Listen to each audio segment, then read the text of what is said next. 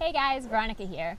So I'm going to do something a little bit different today. I've been getting lots of questions and requests to look at different things around the property from you guys, mainly from Patreon subscribers, but also from the YouTube audience, from Instagram comments and questions. And while I cannot reply to every single DM I get, I do try to stay aware of what's being asked and what you guys want to see. So without further ado, we are sitting next to what used to be a potato tower.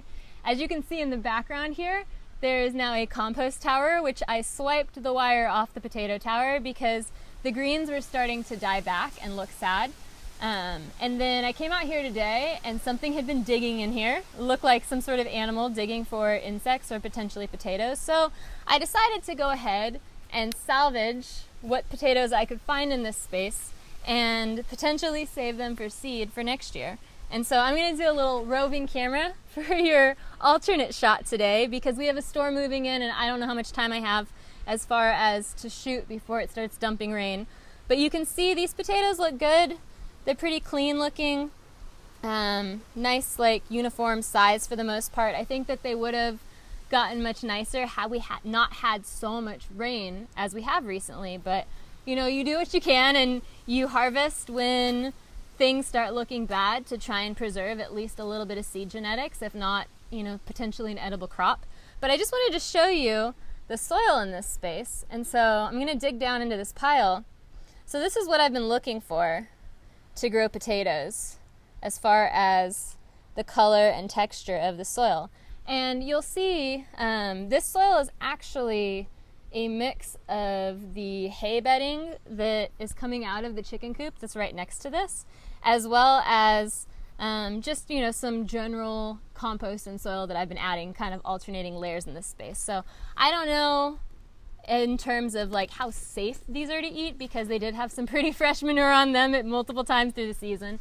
But as far as seed potatoes go, I think that they're pretty solid for that reason. Just to keep around to grow out either later this season or at the beginning of next season. We're going to walk around the woods a little and poke through some of the projects that you guys have asked about. And we'll talk about that compost pile in another video. I think it's too much to cover in this one. But just checking in on the other potatoes, maybe a few other things. So let's go. So now I'm in the other potato bed, which as you can see, my potatoes have disappeared. What's going on here, I think, what happened at least, was that I buried these stems right before we went into a really intense month of rain.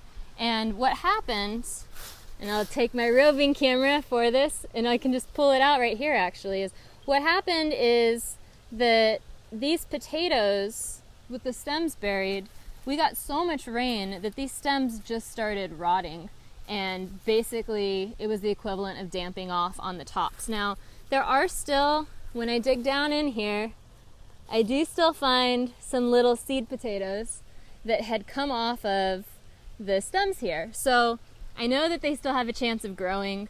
I'm gonna leave this bed to go and see how it progresses as we warm up and as we get a little more sun, a little more heat, a little bit less moisture, and see if these guys don't pop back up. But all of the seed potatoes that I found in this space, and there's just like tons of little ones that have come off of the stems as I've been burying them up until that last point when I made that video. But there's a ton of little ones that are still in here. They're alive. They don't look rotted. Like they look like this little guy. They look pretty healthy. And very, very clean, and I don't see any damage on them. And so based on that, I'm going to let them keep going.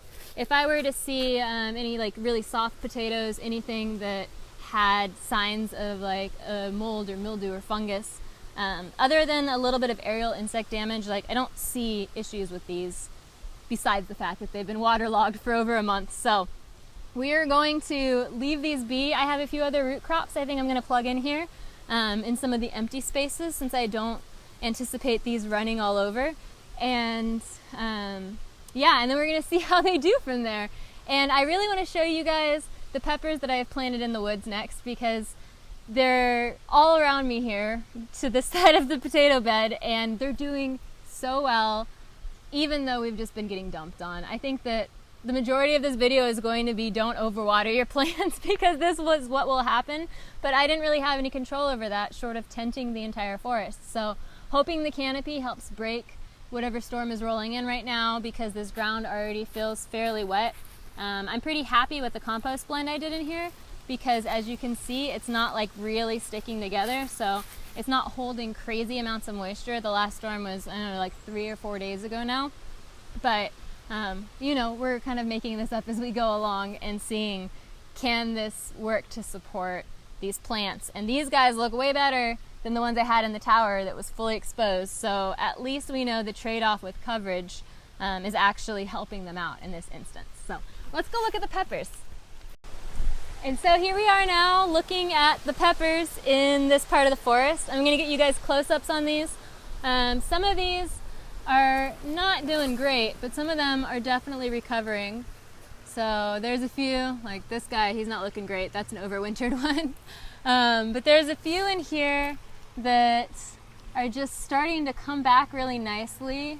It got a little bit of shock. I had them overwatered in the greenhouse, and then it got over 100 degrees in there one day, or a couple of days, and it was just madness. But as you can see, I've kind of interspersed these guys in the woods with a few other plants just to monitor how they're doing. Everyone is a lot yellow right now because of the amount of rain we're getting, but some of them are looking way better than others. This little guy's pretty happy, as well as this one here. And yeah, I mean, I think that for plants that are in here that are not being watered, that are not being fed per se beyond what was originally in their planting containers, these guys are doing really well. Again, everything is super oversaturated right now. Like, I'm shocked that we don't have more weeds growing, to be honest. In the woods, there's been little bits of things I've pulled out here and there, but most of this did not have much growth in it, aside from just the trees and the leaf mulch, maybe a few briars. And it gets pretty decent sun on a day where we're not overcast and looking at a storm in the near future. So I'm going to show you a few other spots where I have peppers. Most of them look pretty much the same between this area as well as my planted bed that's in the shade, that we were kind of comparing, contrasting those. And I think that they're in a good place based on the weather we've had, based on the level of moisture. The temperatures fluctuating wildly. Like, it could be so much worse than it is, and I only hope that as, you know, the summer hailstorms start to come in, these guys will continue to perform really well in the forest here, and that they'll produce a fair amount of peppers versus ones in the field that might get completely decimated by these storms. We've got kind of a similar thing going on in this space here. The similar thing being the leaves getting a little bit yellow. I really do believe, based on new growth, that this is just an indicator of there being so much moisture in the soil right now. I mean, we have been getting just like massive amounts of rain for the last month, like I said, and I'll keep saying it just because it's not a condition in which I've had to grow things before. Like, too much water is not usually the issue for me, so it's definitely a learning process. Oh, there's a few little guys that I've lost. But overall, most of the bigger ones are still growing. I'm seeing a lot of beneficial insects. Give you guys a close-up. Just hanging out on these plants and taking care of pests. And I don't think that the growth looks, this one's a good one, that the growth looks all that bad, all things considered. So again, we're going to keep keeping an eye on them. I really do want to see what the forest soil is capable of supporting without adding a bunch of amendments or fertilizers. I may come in here in the next few weeks with the indigenous microorganism brews that I'm working on, or some of the other Korean natural farming stuff that's really cultivating the microbes that already exist in this space, rather than adding stuff that may not necessarily like play well with the environment or the ecosystem in this area. But we're figuring it out as we go along, and all things considered, I think that, you know, most of these little guys are looking pretty decent for what they've endured so far in terms of weather. So I want to show you next another little area in the forest where I planted strawberries in another video that I haven't really covered much yet, and we'll do a full tour at some point in the near future, I promise, just because it would be much easier with somebody following me rather than me trying to shoot it in this style. But I want to show you just a couple of spots over there where things are really starting to take off and function effectively, where I haven't done any watering since maybe the first few weeks of the transplanting, and they really look like they're becoming more integrated with the forest. So let's go over there. Okay, so this is easily one of my favorite spaces in the woods here, although I have, again, this looks like the tops of this mint is dying off just from being crazy waterlogged. But for the most part, these plants look really good. It's one of my favorite spots because this is really all of these beds that I kind of identified by branches and whatnot that will eventually go the opposite direction, and I'll have the branches identifying the pathways. But these were the first ones that I built, and it's one of my favorite spaces just because there's so many plants in it that are what would traditionally be found in an understory in a forest if they were existing in the wild versus if you were to plant them in your garden. And so it's things like currants and gooseberries, things like mints and different herbs, lemon balms. I have a little bit of sorrel over here. There's strawberries, there's blueberries. So all of these plants that we tend to want places for in our gardens, and we try to grow in full sun, and they don't always thrive in those spaces. And I've definitely noticed it with a lot of the berries that are like the currants and the gooseberries, and things in those categories, is that they kind of melt down when it gets warm. And it's not to say that these won't melt down when it gets warm, but I do think that they look to be like they're thriving a little bit more in this location than they would in a full sun location, as I've grown them in the past in like an orchard setting that doesn't provide them with enough shade, canopy, maybe enough like microbial life in the underground root structure, as far as, you know, the endo and ecto mycorrhizae that partners up with the trees around them and potentially interacts with them, because they are woodier plants. Like, there's so much that I don't know about this space, but I just think that it's really cool. These were cuttings. Some of them had a little bit of roots and some of them didn't, but if I pull on them, they're not coming out. So they have roots formed now, which is really exciting. And I'm stoked to see how they progress. I got like 2 or 3 currants off of this guy this year, which was more than I ever expected because I wasn't even sure the plants were going to make it. So yeah, I think that if you're working in an understory capacity, mixing in some of the berries that we typically find harder to grow in the garden is a fantastic place to start, because as you can see, they provide a really nice amount of foliage on the soil layer, as well as they potentially provide edible crops for us. And I love that about them. So I'm trying to think what the other question that I wanted to cover this week. Oh, we were gonna see the hops. So let's move over to that location. There's one over here that's not doing super hot, but then I can show you the other ones that are and try and mentally troubleshoot. Again, we're gonna talk about the rain, so let's go see the hops. Okay, so here are the hops that I planted before. They definitely went through a little bit of stress and dieback, but you can see the stem is still really nice and green, and it's starting to try and take off again. So we'll see how that goes. One of the things that I've noticed in this space, which I may end up transplanting them, is that, and I'm going to do this on the close-up so you can see, and then run away screaming.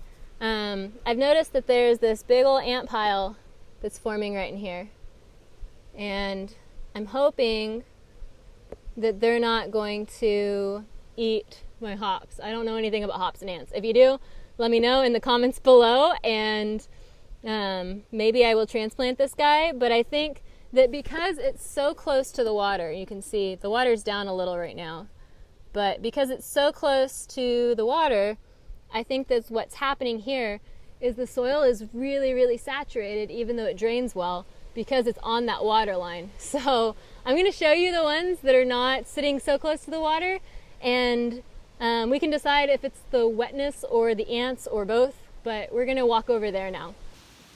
Bouncing everywhere. So here's where I decided to plant these other hops. After looking around for a while and thinking about the amount of light and whatnot they'd get, I realized that this area might actually be a lot better for them than closer to the pond, just because it gets a decent amount of sun and shade, but the soil really is allowed to dry out a lot better because it's on the banks of this waterway that's right here. And so you can see these hops have emerged a lot more strongly. They're starting to climb up this stick I gave them. I'm gonna have to get them some netting soon. These were the Willow Creek, yeah, they're the Willow Creek ones that I got. I did have one variety die on me. I think that I probably just waited too long to plant the crowns, as they said to plant them when they arrive, and that did not happen. But 3 out of 4 ain't bad. And then the other ones are on this other side over here. These are the Neo ones. And you can see here, these guys are just starting to climb. Like they have a mind of their own. And I definitely need to get some netting on them pretty soon. Because otherwise they're just not going to crawl up this tree here, this big dead tree, and they're going to probably just scramble all over the ground. But again, they're high up enough from the waterway that's right in here that they're able to dry out as much as they need to. Because they are a drought tolerant variety, we don't want them to have wet feet. They're not as tolerant of the amount of moisture that we've been getting as other varieties of hops might be. But I'm doing my best to keep them well drained, and hopefully they'll establish enough roots to get through drought in the summer. But right now they just have to survive all of this rain we've been getting. So if you have any questions, if you have any comments, if you know what you want to see next, please leave it in the comments below. As usual, hit that subscribe button if you like what you see. If you want more of these sorts of Q&As, we're going to cover a few other things separately, but I just wanted to kind of hit the main areas that I get asked about the most. Follow me on Instagram at FlavorKit, and if you have a burning question or series of questions that you really need answered, then check out my Patreon page. It's at Veronica Flores. There's lots of different ways to be involved and engaged and get those questions answered more effectively, and help support the sort of research that I'm doing in this space as well. So Instagram and Patreon and YouTube and all of the places. You can find me all over the social internet at this point. But I just really want to help you guys figure out, your gardening questions and whatnot. So that's it for today. But until next time, happy gardening. Oh, look. We got some little alpine strawberries. I'm gonna eat those. Yeah. Nom. Nom nom nom.